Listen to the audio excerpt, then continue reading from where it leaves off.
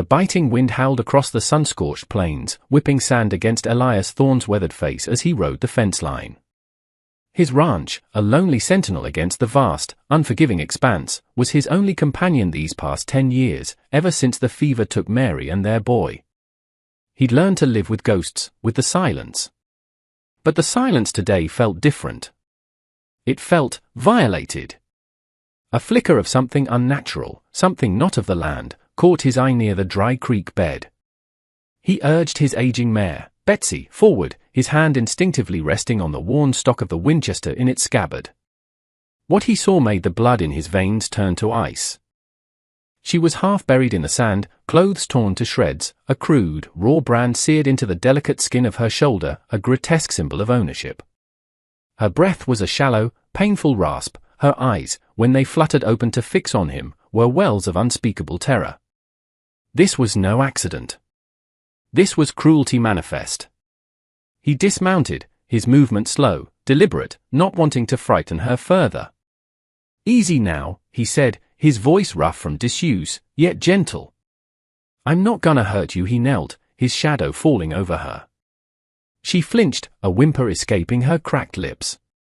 He saw the bruises, the fear, the utter desolation.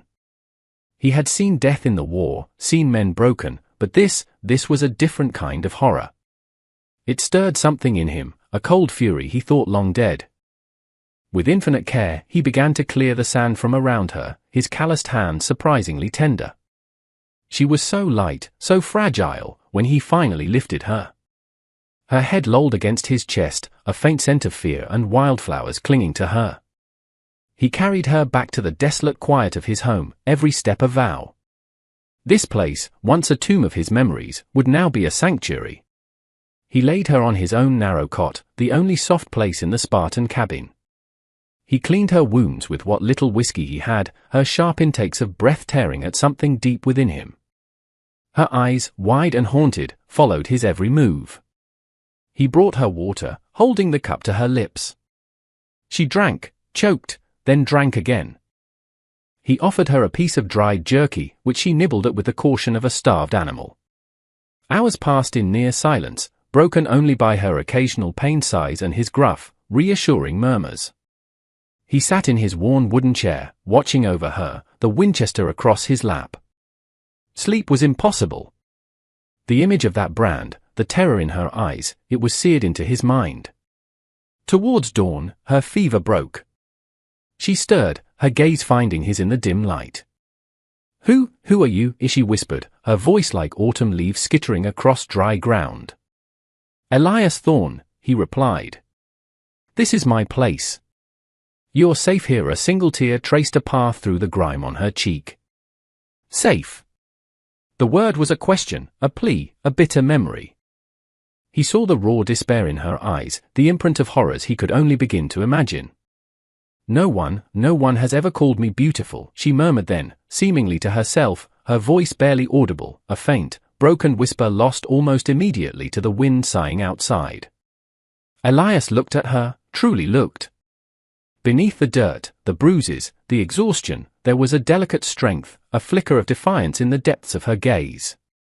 "Well, they were fools then," he said, his voice surprisingly steady. "You are beautiful." Her eyes widened, a fragile surprise dawning. Why do you call me beautiful, cowboy?" The question hung in the air, heavy with unspoken pain and disbelief.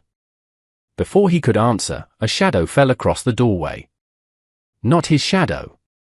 The moment was shattered. Trouble had found them. The man standing there was tall, clad in expensive, dark cloth that seemed out of place in the dusty landscape.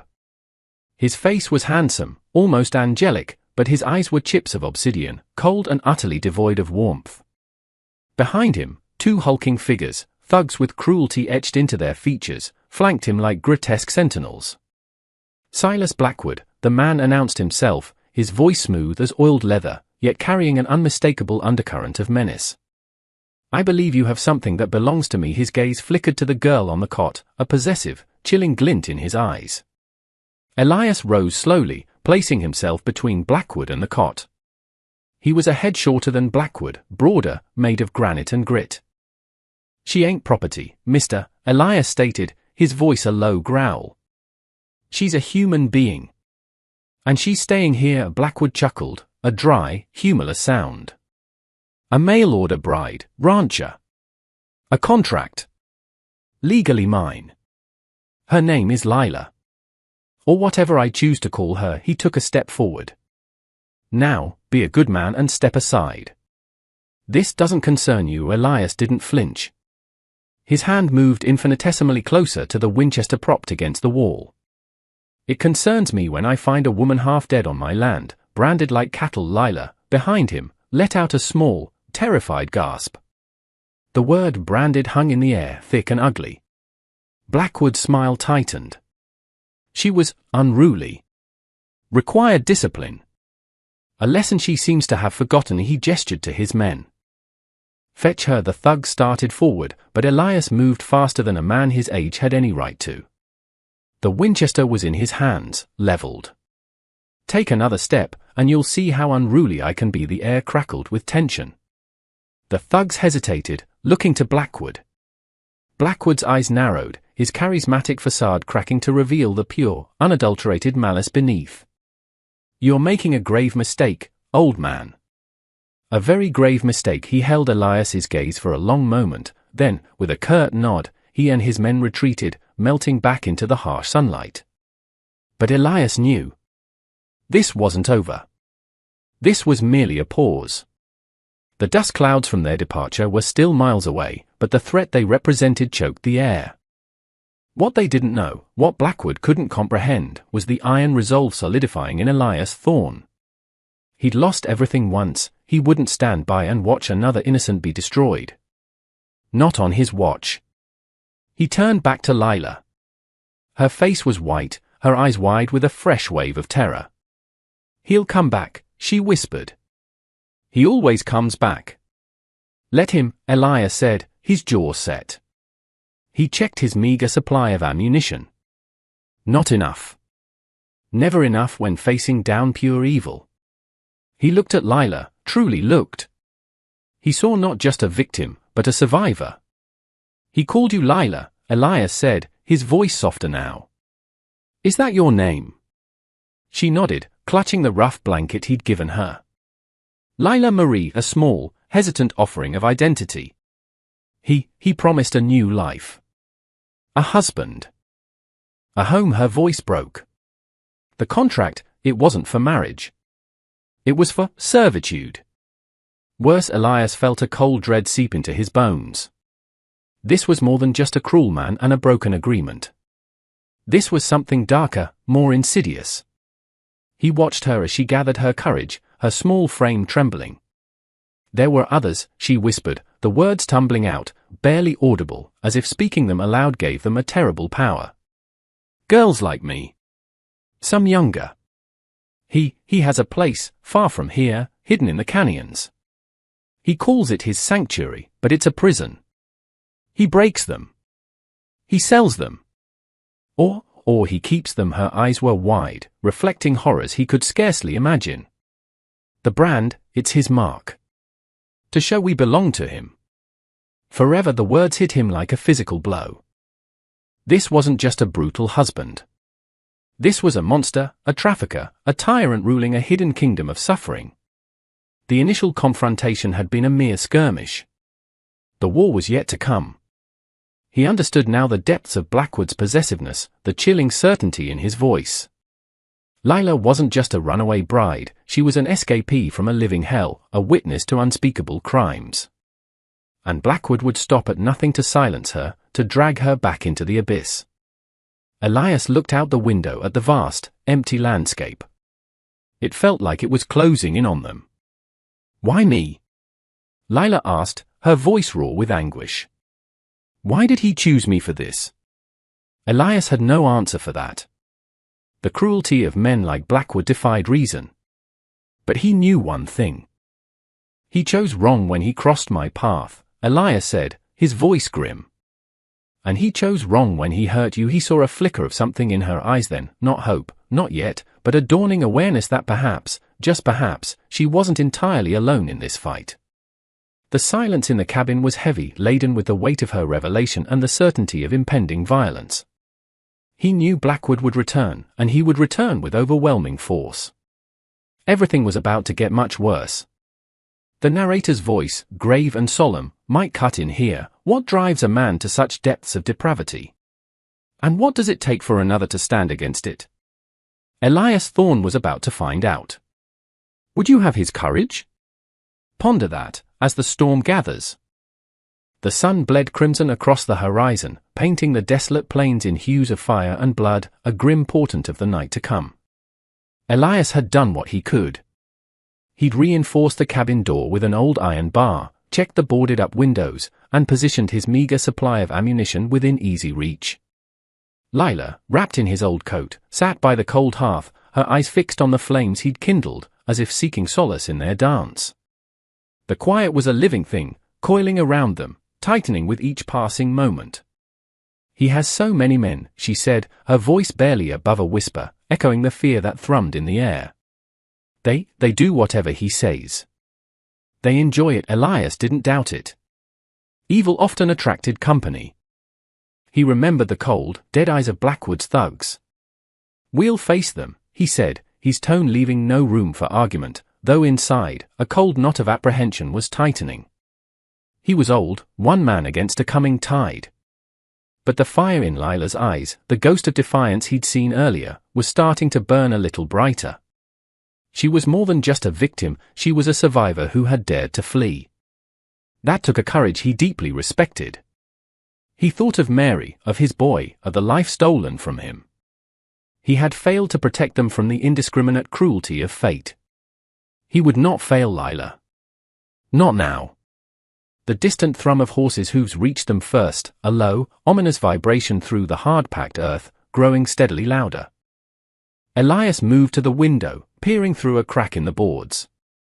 Silhouetted against the dying light, a small army was approaching, at least a dozen riders, Blackwood at their head, a dark stain on the landscape. They're here, he said, his voice flat. Lila's breath hitched. He saw her hand go to the crude brand on her shoulder, a subconscious gesture of pain and fear. He walked over to her, knelt down. Listen to me, Lila, he said, his voice urgent but calm. Stay down, stay away from the windows.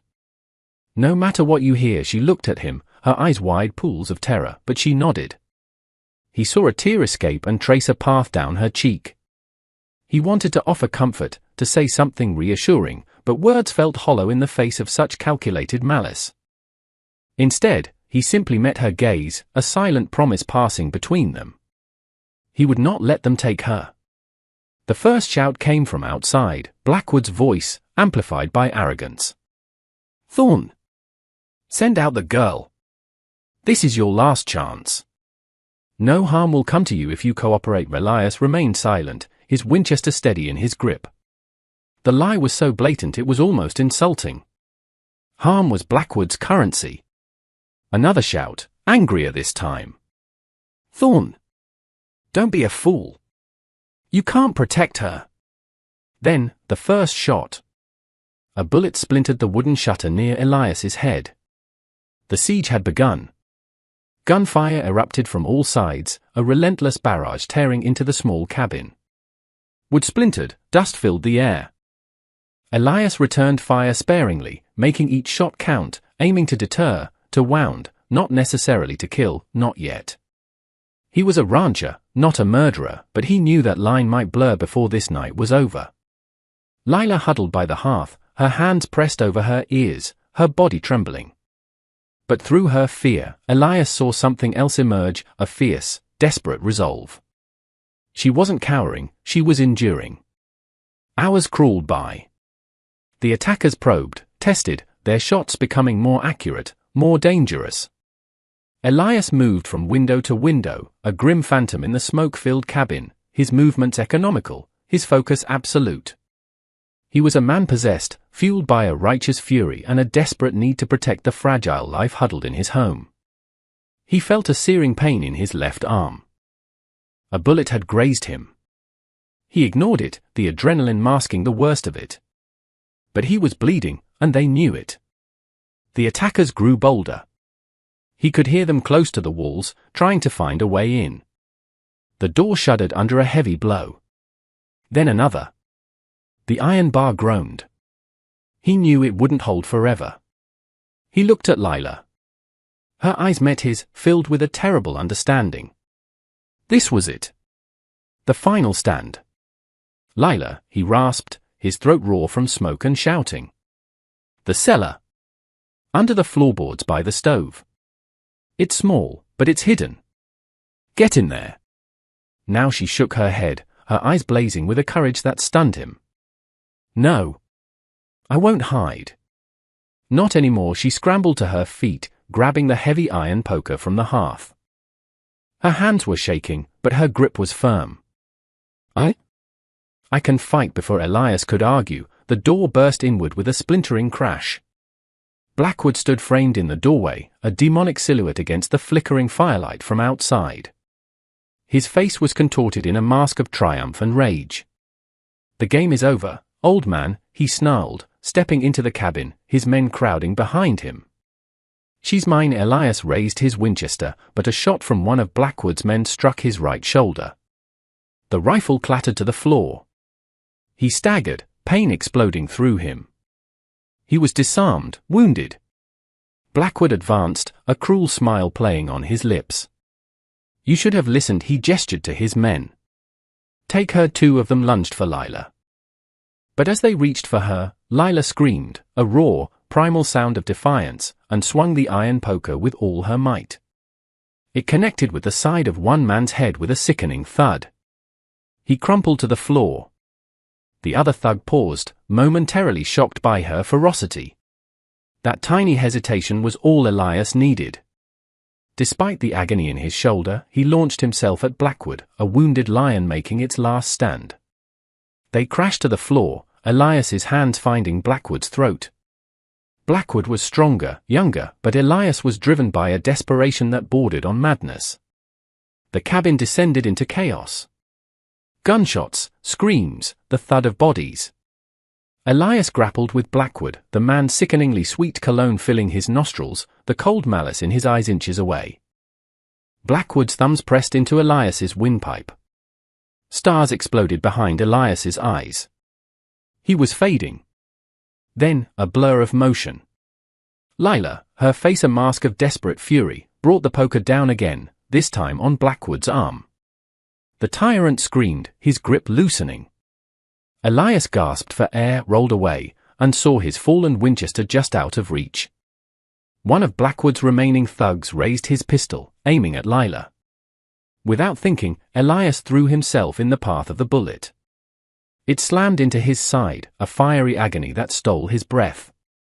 He fell, a choked cry escaping his lips. But his sacrifice had bought Lila a precious second. She screamed again, distracting the gunman, who turned back towards her. And in that instant, a shot rang out, not from Elias, not from Blackwood's men. From the doorway. A figure stood there, silhouetted. The local sheriff, old Jedediah, flanked by a small posse of townsfolk Elias hadn't seen in years, drawn by the sounds of a full-blown war. "Drop your weapons, Blackwood!" Jedediah's voice boomed, cutting through the pandemonium. "It's over." Blackwood, clutching his injured arm, his face a mask of disbelief and fury, saw his men hesitate, then slowly lower their guns. The fight was gone from them. Their leader, for all his bluster, was just a man, bleeding and beaten. The fight drained out of Elias. He lay on the floor, bleeding from 3 wounds, each breath a struggle. Lila rushed to his side, her face streaked with soot and tears. "Elias! Elias, stay with me!" Her voice was frantic. He tried to speak, but only a bloody cough emerged. His vision was blurring. Through the haze, he saw Blackwood being disarmed, his arrogant sneer replaced by a look of impotent rage. He saw the townsfolk, their faces grim, tending to the wounded, securing the prisoners. He felt Lila's small, surprisingly strong hands pressing against his bleeding side, trying to staunch the flow. He looked into her eyes, no longer haunted by terror, but shining with a fierce, protective light. The light he'd first seen, the beauty he'd recognized.